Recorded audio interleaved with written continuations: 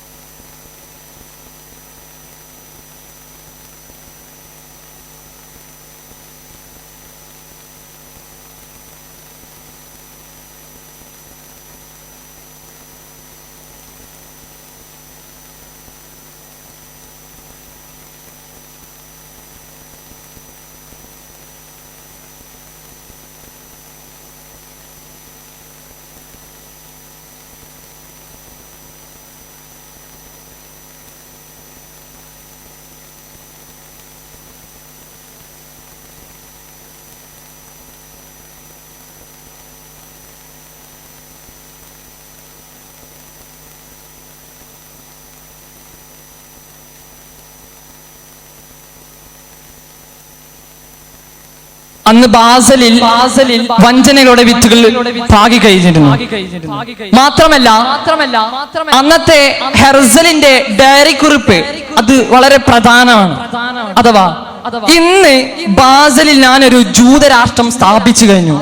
ലോകം ഇന്ന് അത് കാണുന്നില്ലെങ്കിലും 50 വർഷത്തിനുള്ളിൽ അതെല്ലാവർക്കും പ്രകടമാകുമെന്നായിരുന്നു ആ ഡയറി കുറിപ്പിലുണ്ടായിരുന്നത്. ഇങ്ങനെ 19ാം നൂറ്റാണ്ടിന്റെ അവസാനത്തിൽ യൂറോപ്യൻ സാമ്രാജ്യത്വ ശക്തികൾ പിന്തുണച്ച ഈ ആശയം ഫലസ്തീനികളുടെ നാടും വീടും മറ്റുമെല്ലാം വളരെ നിഷ്ഠൂരമായി കവർന്നെടുക്കാനുള്ള ഒരു ഗൂഢാലോചനയിലൂടെയാണ് വഞ്ചനകൾക്ക് തുടക്കം കുറിക്കുന്നത്. പിന്നീട് 1917 ബാൽഫർ പ്രഖ്യാപനവും നഖബയും 6 ദിവസ യുദ്ധവുമൊക്കെ അന്ന് ബാസലിൽ വിതച്ച ആ വിത്തിന്റെ പരിണാമ ഫലമായിരുന്നു എന്ന് ഓർക്കണം. ഇവിടെ മുതലാണ് സയനിസത്തിന്റെ യഥാർത്ഥ മുഖം തുറന്നു കാട്ടുന്നത്. 1948 ഇസ്രായേൽ രാഷ്ട്രം പ്രഖ്യാപിക്കപ്പെടുമ്പോൾ 7.5 ലക്ഷത്തോളം ഫലസ്തീനികളാണ് സ്വന്തം നാട്ടിൽ അഭയാർത്ഥികളായി തെരുവിലിറങ്ങേണ്ടി വന്നത്. മാത്രമല്ല 500-ലധികം പ്രദേശങ്ങളെ മാപ്പിൽ നിന്ന് ഒഴിവാക്കുകയും 15,000-ലും വരുന്ന നിരപരാധികളെ നിരപരാധികളെ വളരെ നിഷ്ഠൂരമായി കൊല ചെയ്യുകയും ചെയ്തു. തുടർന്ന് ഇത്രയും പ്രവണതകൾ നടന്നതുകൊണ്ട് തന്നെ ഫലസ്തീനികൾ ആ ദിവസത്തെ നഖബ അഥവാ മഹാവിപത്ത് എന്ന പേരും കൂടിയും ഇതിലേക്ക് കൂട്ടിച്ചേർക്കുന്നു. അതുപോലെ തന്നെ 1967 6 ദിവസ യുദ്ധം ലോകമെമ്പാടുമുള്ള രാഷ്ട്രങ്ങളെല്ലാം കബളിപ്പിച്ചുകൊണ്ട് Jerusalem, Gaza, West Bank, Sinai മരുഭൂമി ഇവയെല്ലാം പിടിച്ചടക്കിയിട്ട് വഞ്ചനകൾക്ക് മൂർച്ച കൂട്ടുകയും ചെയ്തു. വഞ്ചനകൾ അവസാനിച്ചില്ല. 2007 ഗാസ ലോകത്തിലെ തന്നെ ഏറ്റവും വലിയ തുറന്ന ജയിലാവുകയും ചെയ്തു. അവിടുത്തെ മതിലുകൾക്കിടയിലും മറ്റുമൊക്കെ കുടുങ്ങിയിട്ട് ഫലസ്തീനികളിൽ നിന്ന് ഇറങ്ങുമ്പോൾ അവർക്ക് കുടിവെള്ളവും അതുപോലെ തന്നെ ഭക്ഷണവും മരുന്നും ഒന്നും കൊടുക്കാതെ അവരെ വെറുതെ വിടുന്ന ഒരു അവസ്ഥയാണ് നാം അന്നൊക്കെ ചരിത്രത്തിൽ നിന്ന് നമുക്ക് മനസ്സിലാക്കാൻ കഴിയുന്നത്.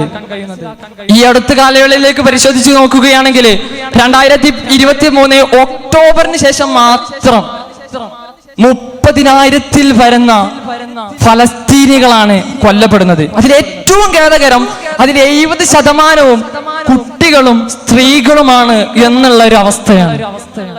ഇത്തരത്തിൽ ഗാസയുടെയും വെസ്റ്റ് ബാങ്കിന്റെയും തെരുവോരങ്ങളിൽ മനുഷ്യ മക്കളുടെ കവന്തങ്ങൾ കൂട്ടിയിട്ട് കത്തിച്ചുകൊണ്ട് അതിൽ നിന്നും ഉയർന്നു വരുന്ന പുകച്ചുരുളുകളുടെ ദുർഗന്ധം ശ്വസിച്ചുകൊണ്ടാണ് ഇന്ന് ഇസ്രായേലികാർ ആനന്ദം കണ്ടെത്തുന്നതെങ്കിൽ അവർക്കും കൂടി ഉണ്ടായിരുന്നതാണ് വലാ തഹ്സബന്നല്ലദീന സബഖൂ വലാ തഹ്സബന്നല്ലദീന കഫറൂ സബഖൂ ഇന്നഹും ലാ യഅജിസൂൻ.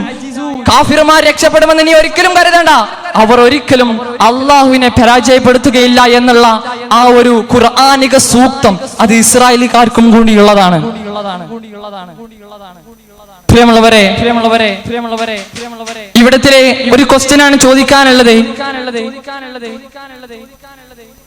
സമാധാനത്തിന്റെ പേരിൽ മറ്റിടങ്ങളിൽ ഇടപെടുന്ന ശക്തികൾ എന്തേ ഫലസ്തീൻ നിലവിളികളെ കാണുന്നില്ലേ എന്ന ചോദ്യമാണ്.